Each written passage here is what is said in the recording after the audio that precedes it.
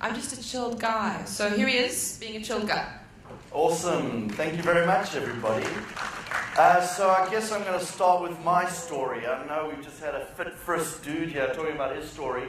My story is about this kind of fat, lardy bloke who spends his time on a journey to KFC.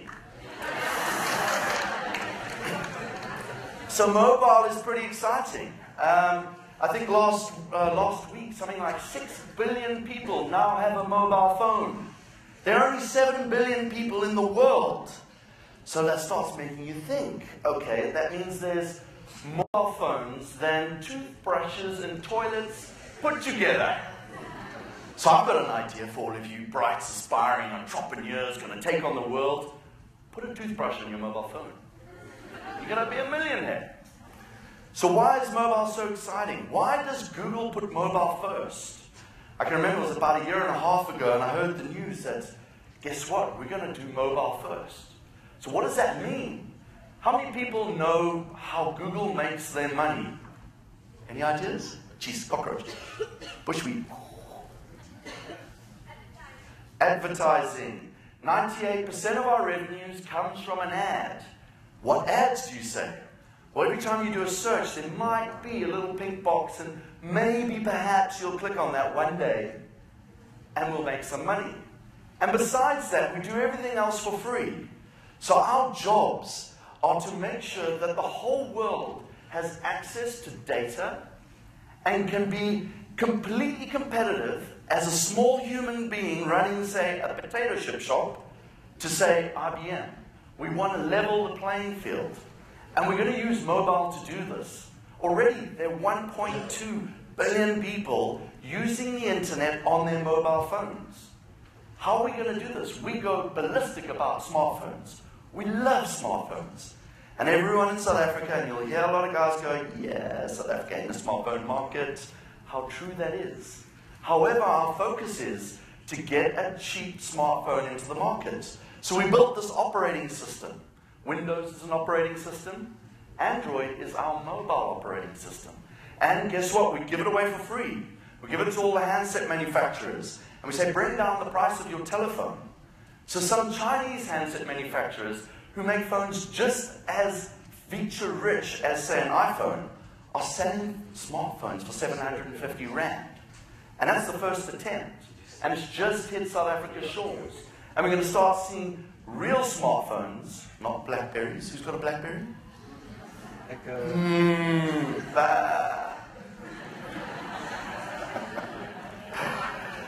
Into the market, and I'm going to show you today a bit of fun stuff. What is the cool stuff? What can you do with these awesome phones? And why is Google focusing on mobile first?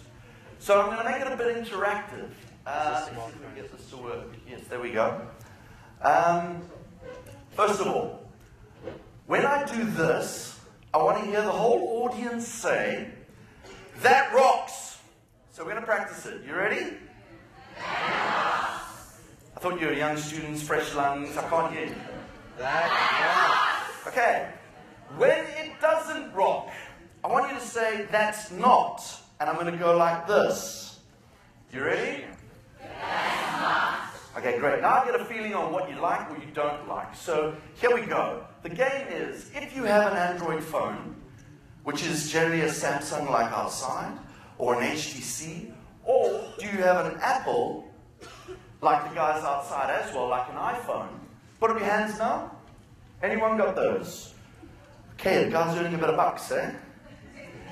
Awesome. Then what I want you to do is to, I wish this would work. There we go. Too far.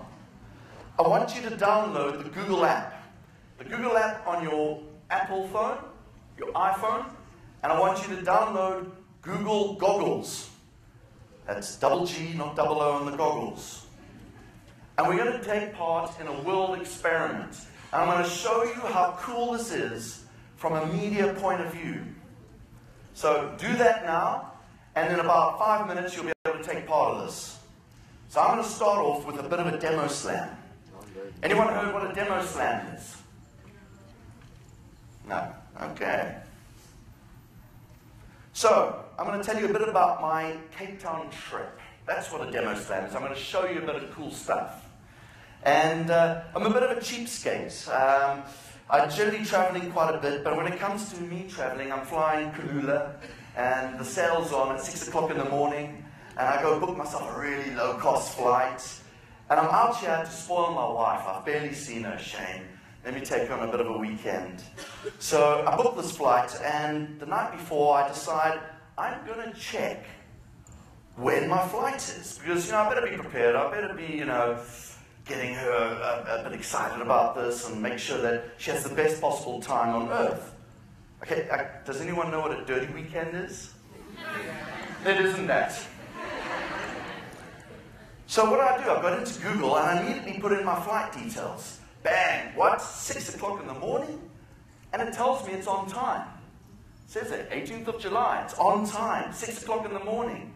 So from the phone, I can tell immediately that my flight's on time. I can get up at 3:30 in the morning and really wow my wife on this dirty weekend. So, oh God, you guys are crap. We're going to work on this. So of course I go sit in the plane and it's this tiny little seat and it's really uncomfortable and I'm having to buy all my food. I don't buy my wife. Yeah, I'm a cheapskate. Okay, that's fine. I land and I'm thinking to myself, I've forgotten something. So I have a look at my phone. What do I see? What am I missing? I've got the luggage. I've got the wife. I bought the wallet. That's important. Of course, I've forgotten to book a hotel. And this is a dirty weekend. I better do something posh. So what do? I go to my Google bar and I speak to my phone. I say to the phone in South African English, Afrikaans, or Zulu. Or I could be a Zulu person speaking Afrikaans. And I say, hotels in Cape Town. No, please. Very rude. And what does it do? It brings back a search result. And the search result is a free listing. They're all the Cape Town hotels nearby me when I ask that question. So you hear the theme today is all about contextual. Where am I? What am I doing now? And what is relevant to me? And right now, I care about where these hotels are. Really important. So I kind of flick through there and I go, Bay Hotel. That sounds interesting. So I click on my phone and there it is. There's a places listing on Google Places. So I have a look at my places listing and I start seeing some awesome ratings. This place is awesome. The service is fantastic. Look at that view. Then you scroll down on the phone. Oh, here's a whole lot of Google users. So everybody across the whole web, we're looking for people who are reviewing off the social networks. We're pulling in that data to make it relevant for you as and when you need to know that relevant information. But hold on, I don't know much about Cape Town. So I've also got a listing here. I can find out what the cool restaurants are nearby this hotel. Or maybe cool pubs. Yeah, I've got a bit of a drinking problem. So I scroll further down. Awesome photos, looking good. Show my wife. She's feeling pretty cool. She's still pretty bleak. I forgot about the hotel. But I'm starting to make some bonus points there. So then I decide, okay, let's book it. I click the phone, because of course it is a phone. You can still make telephone calls. Something new to us as well. And I speak to the guys and I make the booking. Awesome. But how on earth am I going to get there? I know, let's go to that same listings. Give me directions, please. So what it does is I can either look at the map, I can get actually physical listing of directions, or I can use Street View. Anyone know what Street View is? Rocking and rolling. In fact, that deserves a... Oh, that's getting better. Love you guys. So cool, immediately it tells me exactly where it is. It even tells me what's kind of around me. And I'm getting a bit excited here. So I go, great. Let me make sure I know the way. I'm in my rental car now, and I've got to try and figure out where to go. So it tells me street by street directions. Okay, this was July. It's a key note, July. So then I go, okay, what's the final direction? I want to see what this place looks like. So Google sent a whole lot of cars all around South Africa, every 6 months, taking a hell of a lot of photos. So if you stand still for at least 6 months like this, you might get on the Street View. So I'm like, baby, look at the view from the room. It's awesome. Okay, it wasn't. I paid $700. I got a discount. I was like looking on the mountain or something, crap like that. Anyway, so I decide I'm hungry. I've had quite a hectic morning. I'm quite proud that I've saved the day. And so what I do, I get onto Google Places again, and I basically say, guys, where's the nearest restaurant from where I am? Bang, one push button. Here we go. The Grand. Oh, that looks pretty nice. I'm sure that's pretty cheap.